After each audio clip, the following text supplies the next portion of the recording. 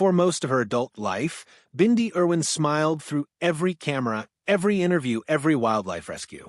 She had the grief of a father gone too soon, a public identity she never chose, and a family brand that demanded she show up cheerful every single day. Then in 2024, something broke open. Her mother and brother went publicly silent. Fans noticed, and what came next had nothing to do with crocodiles. The Irwin name carries a specific kind of weight. It is not just a surname. It is a movement, a media brand, and a grief story that the entire world watched unfold in real time. When Steve Irwin died on September 4th, 2006, struck by a stingray barb through the heart at Bat Reef, off Port Douglas in Queensland, Bindi was 8 years old. Robert was 3. Terry was 42. And within weeks, all three of them were back in front of cameras, talking about Steve, talking about his mission, talking about carrying it forward. That decision to grieve publicly, to make the loss part of the brand, shaped everything that came after. By 2020, the Australia Zoo in Beerva, Queensland employed over 500 people. Bindi had won Dancing with the Stars in the United States in 2016. She had launched a clothing line, a children's book series, and a Wildlife Warriors campaign that raised millions for conservation. Robert had become a wildlife photographer whose images appeared in National Geographic. Terry sat at the operational center of all of it. From the outside, the Irwins were what grief looked like when it worked, when a family turned loss into legacy. But starting in early 2023, something in the public record began to shift. Bindi's name appeared in fewer Australia Zoo announcements. Her collaborations with Terry and Robert on social media became less frequent. She stopped appearing in family group posts. Fans started screenshotting the absences. They weren't imagining it. The silence wasn't dramatic.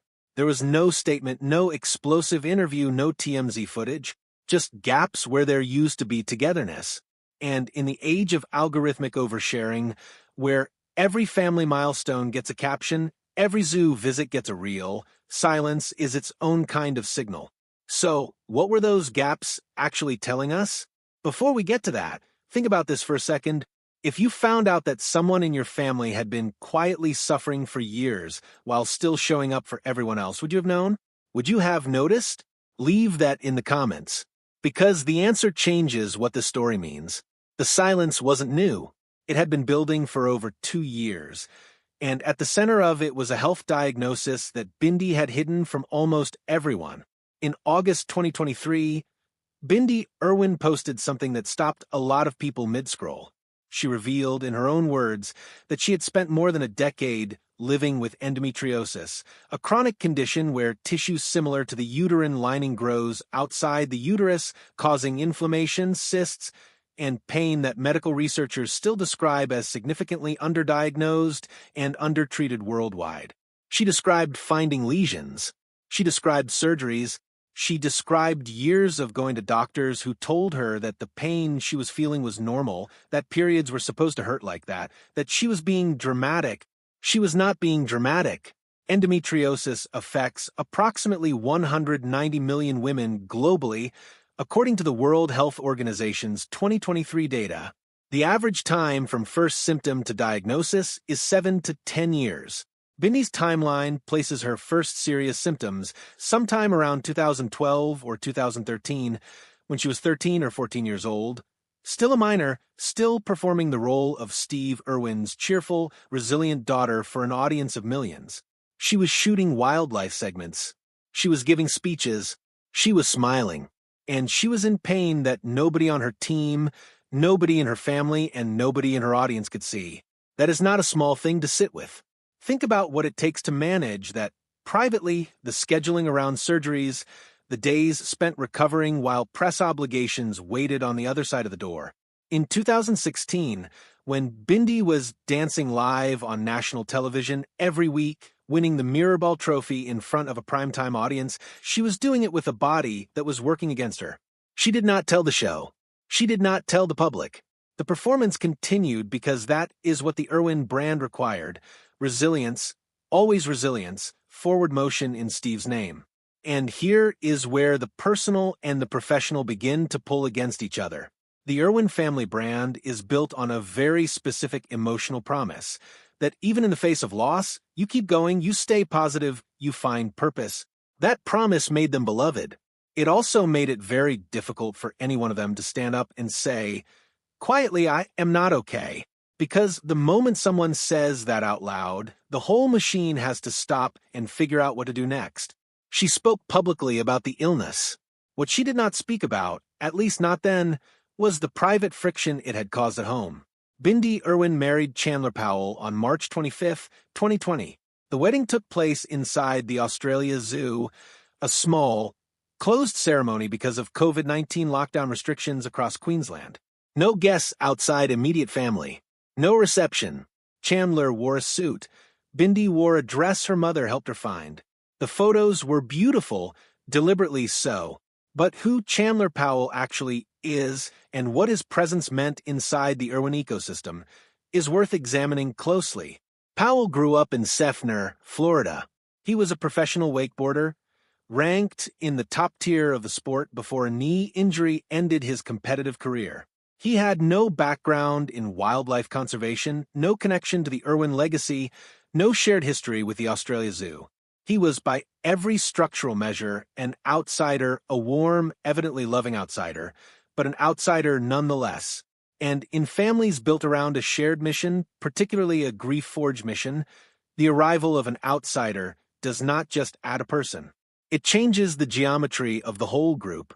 Family psychology researchers have a term for what often happens in tight-knit families when one member forms a new primary attachment. They call it differentiation, the healthy but painful process of a person reorganizing their loyalty structure around their own nuclear family. It is not betrayal. It is development, but it can feel like betrayal to the people watching from the outside of that new unit. On April 1st, 2021, Bindi announced she was pregnant. On March 25th, 2021, exactly 1 year after the wedding, Grace Warrior Irwin Powell was born at the University of Queensland's Greenslopes Private Hospital in Brisbane. And shortly after Grace's arrival, the data points begin to accumulate. Fewer joint appearances, fewer tag posts, fewer shared projects. The Irwin family that had operated as a single unit since 2006 was quietly, slowly, rearranging itself. This channel covers these stories because they matter not as gossip, but as case studies in how families actually work under pressure that most of us will never face. If that's the kind of content you want more of, subscribe. Because what comes next in this story is the part that most coverage got completely wrong. By the time the public noticed the silence, insiders say the tension had already reached a moment that made both Terri and Robert break down. Robert Irwin is 20 years old as of 2024. He has spent his entire conscious life being the son of Steve Irwin. He was 3 when his father died. He has no personal memories of Steve that weren't subsequently processed through documentaries, tributes, and the family's ongoing public mission. He grew up on camera. His entire emotional reference point for grief, for family, for purpose has been shaped by a brand that he didn't choose any more than Bindi did. In May 2024, during an appearance on The Tonight Show starring Jimmy Fallon, Robert was asked a fairly standard question about the family. He paused. His jaw tightened. His eyes went glassy. He composed himself. He is practiced at composing himself, but for approximately 4 seconds the mask slipped. The audience laughed nervously. The host moved on. But those 4 seconds were real. Terri Irwin's moment came in a different context. In a mid-2024 interview with an Australian publication, the transcript of which circulated widely online, she was asked about family unity, a question she would normally have answered with practiced warmth and a Steve anecdote. Instead, she gave a vague, careful answer that was notably stripped of the specific family references she usually reaches for. She did not mention Bindi by name. She did not reference Grace. She spoke in generalities about love and respect and the complexity of relationships. For anyone familiar with Terri Irwin's media history, 20 years of interviews, hundreds of hours of footage, this was a measurably different register. Body language researchers and communications experts who analyzed these clips drew a consistent conclusion. These were not the emotional responses of people navigating a minor disagreement. These were the involuntary signals of people managing something that had not yet resolved itself, something that had been going on long enough to be exhausting, something they could not discuss publicly without making it worse. The Australia Zoo's official communications reflected the same shift. A review of press releases and media materials from late 2022 through mid-2024 shows a steady reduction in references to Bindi as an active operational figure at the zoo. She remained listed as a wildlife warrior ambassador, but the day-to-day zoo presence that had defined her public identity for 15 years became, at minimum, less visible. Then Bindi spoke, and what she said, carefully, precisely, told the full story without naming a single person. Between 2023 and 2024, Bindi Irwin gave a series of interviews and posted a series of statements that, taken individually, could be read as general wellness content.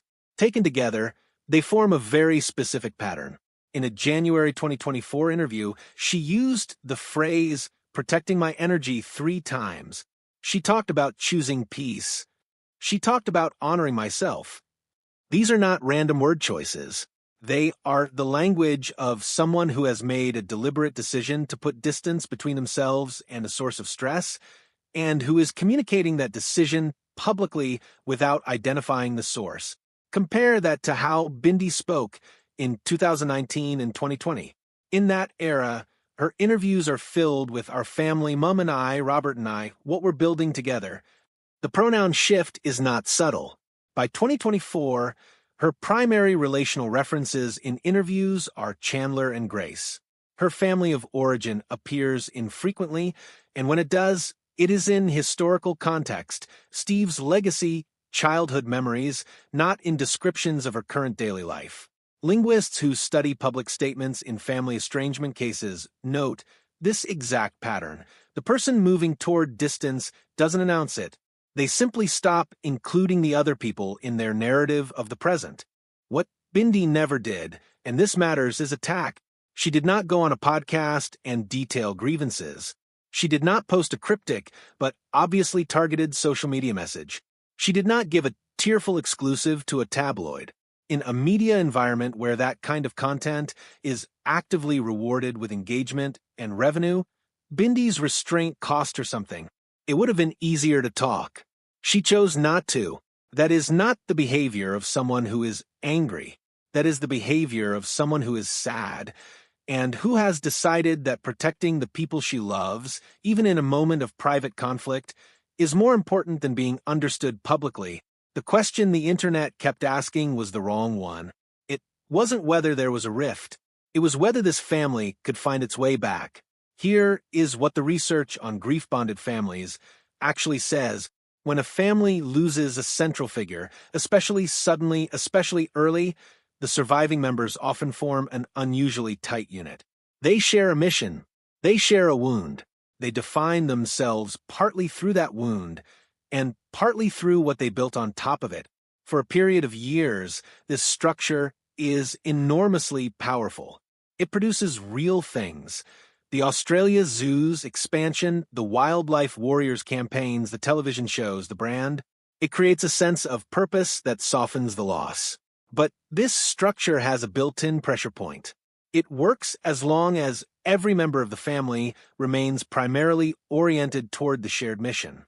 The moment one member begins to orient primarily toward their own individual life, their health, their marriage, their child, their separate sense of self, the structure has to either adapt or fracture. Psychologist Dr. Pauline Boss, who coined the term ambiguous loss in the 1970s to describe grief without resolution, documented extensively how families organized around a shared loss often struggle when individual members begin to individuate. The individuation is healthy. The friction it creates is real. Bindi Irwin's endometriosis diagnosis forced a reckoning that her public schedule had allowed her to delay for years. When your body is failing you in a way you can no longer manage privately, you have to make choices about what you prioritize.